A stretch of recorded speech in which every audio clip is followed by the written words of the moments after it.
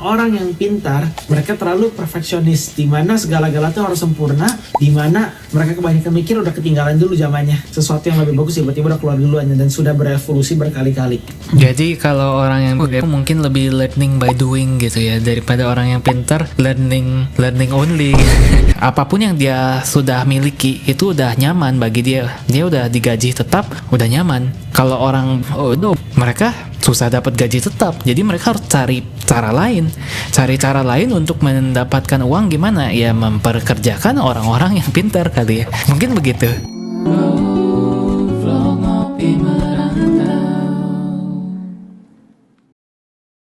Terus menurut kamu, Ray, kenapa orang bego bisa mempekerjakan orang-orang yang pintar? Dan kenapa bisa nggak diremehin?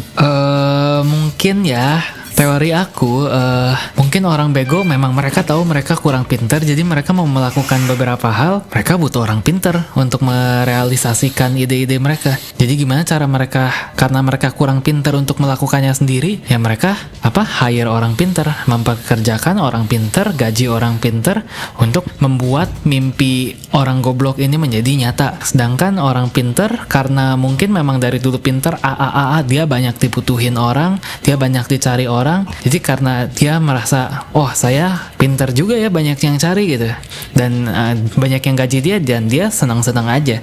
Karena dia senang-senang aja, comfort zone-nya dia memang di situ, dia tidak berani untuk keluar dan mengambil resiko. Soalnya apapun yang dia sudah miliki itu udah nyaman bagi dia. Dia udah digaji tetap, udah nyaman. Kalau orang mereka susah dapat gaji tetap, jadi mereka harus cari cara lain untuk mendapatkan uang. Gimana ya, memperkerjakan orang-orang yang pintar kali ya, mungkin begitu. Itu ada benarnya.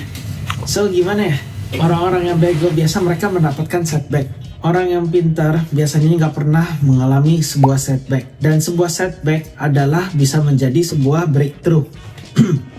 Contohnya, kalau orang mengalami sebuah problem dan they solve that problem can be an opportunity. Itu dimana Koko juga dulu belajar business study dan lain-lain. Sebuah inovasi, sebuah invention, dan sebuah ide atau sebuah startup itu dimulai dari sebuah masalah. Dan orang-orang bego itu pintar critical thinking, dimana bukan bego gitu lolos gitu loh. Maksudnya ada yang bedanya namanya orang pintar dan orang cerdas. Orang cerdas adalah orang yang pintar critical thinking. Orang pintar adalah orang yang book smart gitu loh, menuruti aturan dan emang benar-benar pintar melalui itu. Jadi bukan berarti lu harus bego, cuma lu harus cerdas. Itu sih menurut Koko. Kalau lu mengalami sebuah setback itu bisa menjadi peluang. Contoh kayak kemarin partner Koko nggak disclose nama lah, dia hilang kerjaan 5 juta sebulan. Dia stres, baru punya keluarga, baru punya istri, baru punya anak. Dia nyari solusi, ngapain? Freelancing, ngambil job di sini, ngambil job di sana. Sekarang gajinya berapa dari 5 juta? Meskipun dia freelancing, dia sebulan dapat 20 juta. Sekarang hampir 30 juta. Hampir gaji di Australia itu. Dengan mendapatkan klien di luar negeri. Sebuah setback yang hilang kerjaan, merasa tidak diapresiasi sama sekali, menjadi sebuah peluang yang ujungnya berkali-kali lipat lebih jago. Jadi orang miskin mendapatkan banyak setback seperti itu. Hilang kerjaan lah, diinihin lah, digituin lah. Cuman dari setback itu bisa menjadi batu loncatan untuk menjadi lebih. Nah, orang-orang yang pintar, mereka ya hidupnya stabil-stabil aja ya, begitu-begitu aja. Stabil-stabil aja, begitu-begitu aja, nggak pernah ngalamin setback dan lain-lain. Ujung-ujungnya gimana ya, segitu-segitu aja. Nah, itu kenapa kadang-kadang orang yang nilainya C bisa mempekerjakan orang yang nilainya A. Soalnya mereka mengalami setback, mereka harus mencari ide, dan ternyata idenya berhasil. Peluang dan kesempatan dan persiapan sudah terpenuhi. Mereka menggunakan bakat-bakat orang yang nilai A untuk mencapai apa yang dia mau, yang dianya sendiri nggak tahu caranya gimana. Contoh Raymond sekarang seorang AI engineer. Kamu beasiswa, kamu hampir cum laude nilainya, atau kamu cum laude? Cum laude. Oke, Raymond pintar. Yang memperkerjakan Raymond siapa? Integrix. Tanya lagi, kamu cum laude? Kamu cum laude? Enggak, makna cum laude. Apaan itu? Jadi kalau cum laude tuh ada 3 tier, kayaknya paling atas summa cum laude, makna cum laude, terus cum laude. Oke. Raymond seorang cum laude, seorang magna cum laude, bidang AI, dipekerjakan sama perusahaan nama inisialnya I. Orang di I, ada yang bisa AI nggak? Nggak, exactly.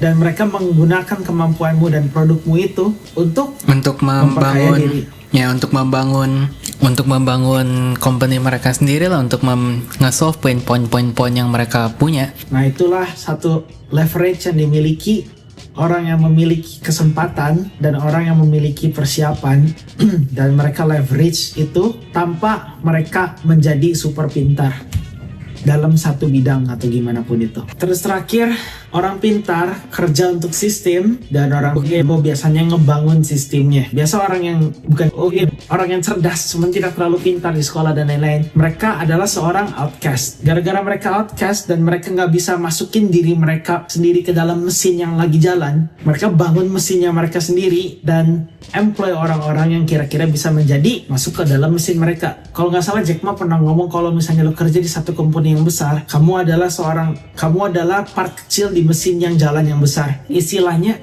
gara-gara orang yang cerdas cuman gak terlalu pintar di sekolah itu tidak bisa fit in di dalam mesinnya orang lain dan lain-lain, dia buatlah mesin mereka sendiri yang bisa mempekerjakan orang-orang yang pintar itu. Dan orang-orang bodoh biasanya lebih konsisten. Kenapa lebih konsisten?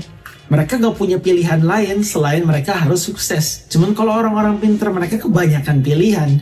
Gara-gara mereka kebanyakan pilihan, mereka bingung milih A, mau milih B, milih C. Cuman ya gitu-gitu aja. Orang bodoh, mereka nggak punya pilihan. Mereka harus kerjain itu dan harus sukses. Kalau mereka nggak sukses, konsekuensinya apa? Ya mati. Jadi di mana tidak ada peluang, mereka bisa membuat peluang sendiri ya. Dibanding orang yang begitu lulus langsung dikasih banyak peluang. Jadi orang yang bego bisa kaya, orang yang pinter cuman ujung-ujungnya miskin itu, pertama dari mindsetnya aja udah beda. Nomor dua, dari cara dididik dan cara membesarkan, dari cara dibesarkannya juga beda. Dan nomor tiga, ya dari cara mereka melihat peluang yang ada di luar sana dan mengutilasikan peluang itu dan melakukan persiapan yang benar-benar matang. Ini bukan hinaan gitu ya buat orang pintar atau kayak gimana. Cuman ini peringatan untuk orang pintar. Kalau misalnya pikir Anda adalah orang yang pintar, yang jago di sekolah, cuman kamu tidak terlalu ngasah critical thinkingmu gitu ya, tidak mempertanyakan apapun yang kejadian di dunia ini dan itu. Yang ada, lu bakal jadi bagian dari sebuah sistem. Bukan kamu yang bikin sistemnya sendiri. Kalau kamu nggak bikin sistemnya sendiri, yang ada kamu dipekerjakan sama orang yang lebih bodoh dari kamu. Kalau lu ngerasa lu pintar, cuma lu miskin, yang salah itu tuh bukan otakmu, cuman cara mainnya yang salah. Setuju atau tidak? Tulis di komentar. So, belum tentu bukan berarti nggak bisa. Belum tentu orang yang bodoh ujung-ujungnya bakal kaya. Bisa kaya, cuman banyak orang yang pintar-pintar itu malah kerja buat orang yang lebih bego dari mereka. Banyak itu kejadian nih, banyak banget. So, itulah beberapa kenyataan pahit di dunia ini, di mana orang bego bisa mempekerjakan orang yang lebih pintar dari dia. Kalau orang udah punya bakat, udah pintar, udah nilai bagus, udah bisa critical thinking, lo harus bisa mulai mempertanyakan apapun yang kejadian dengan dirimu dan gimana caranya memperbaiki isu tersebut. Dari dulu Koko juga sempat punya buku. Koko tiap kali jalan-jalan keluar atau kayak gimana dari kecil, Koko tuh catat di buku ada masalah apa aja. Contoh, nunggu bus lama, busnya telat, terus di jalan ada ini, jalan itu, problemnya Koko catetin semua. Nggak apa-apa, nggak ada solusi, catetin aja dulu semua problemnya. Macet di jalan, contoh problem lagi. Terus kalau misalnya nggak catet di jalan, problem lagi, Indonesia kebanjiran, itu problem juga. Catat aja semua problem-problemnya. Udah problemnya semua kecatat, lu pikirin sebuah solusi. Kira-kira solusi dari problem itu tuh apa? Macet. Oh, ternyata macet bisa pakai transportasi umum. Gimana nih caranya pakai transportasi umum biar orang-orang di Indo tuh semua nggak pakai mobil pribadi, semua nggak biarin jalan-jalannya gitu, ya berarti infrastrukturnya harus lebih bagus. Nah, kalau misalnya infrastrukturnya lebih bagus, gimana caranya bikin infrastruktur lebih bagus dan bikin jalan nggak terlalu macet? Buatlah subway, MRT, kereta cepat, dan lain-lain. Oke, kalau misalnya aku seorang individual, kira-kira nggak pakai modal, gimana nih caranya? Ya pikirnya lagi. Terus kalau misalnya udah kepikiran itu semua, problem solution, lu cari solution di mana masuk akal, solusi itu masuk akal, dan it's okay mimpi tinggi ke depan. Mimpi gratis kok. Cuman on the same time, dari semua ide-ide yang lu catat itu, sepertinya ada satu atau dua yang bisa akan menjadi peluang. Itu contohnya. Jadi satu atau dua yang bisa jadi peluang, lu mulai pikirin gimana caranya aku bikin duit dari solusi ini. Ada solusi, ada masalah, belum tentu bisa bikin duit. Kalau misalnya dari solusi itu bisa menjadi duit, lu buatlah persiapan dan itu akan menjadi peluang lu. Aku juga tiap kali ada ide apa ya, selalu catetin the notes gitu. Dan ini ya mungkin salah satu contoh orang yang kebanyakan mikir kali, nggak tahu, lihat tuh ide-ide bisnis aku banyak banget. Satu line, satu line ini satu ide bisnis. Dan semuanya belum ada yang terjadi. Ya ada yang dimulai tapi nggak beres juga gitu. Koko juga ada, cuman HP Koko lagi dipakai buat ngerekam. So intinya apa? Orang cerdas action dulu, orang pintar terlalu banyak mikir. Yang kamu harus lakuin apa? Kalau gagal satu, ada satu lagi ya. Kamu harus action lah. Jangan takut gagal. Nggak jadi masalah. Jangan takut gagal. Kalau kalian masih muda jangan takut gagal. Kalau kalian udah tua ya takutilah gagal, soalnya banyak tanggungannya. Bukan berarti Anda udah tua atau kayak gimana ya. Doesn't mean that you cannot try gitu lah. It's never too late. Cuman on the same time, ya, apa ya? Ya, setiap orang punya selera resiko masing-masing. Sesuaikan saja. Honestly, sejujur-jujurnya, orang yang muda ya peluangnya yang lebih banyak. I will not deny that. But yeah, bukan berarti orang yang udah berumur juga tidak memiliki peluang. Contoh KFC, mereka yang punyanya KFC mulai kaya umur berapa? Umur 60, umur 70? Ya nggak sih? Nggak tahu. Colonel Sanders. Dia mulai kaya dan KFC mulai terkenal tuh pas dia udah tua. So belum tentu orang yang tua itu yang udah berumur, orang yang udah berumur tidak punya peluang juga. Kita semua punya peluang.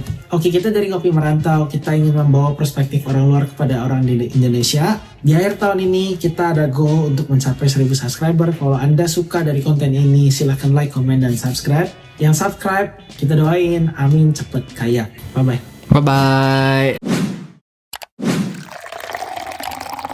Hey, jangan skip dulu video ini. Percaya nggak kalian kalau aku bisa bikin kartu ini melayang ya?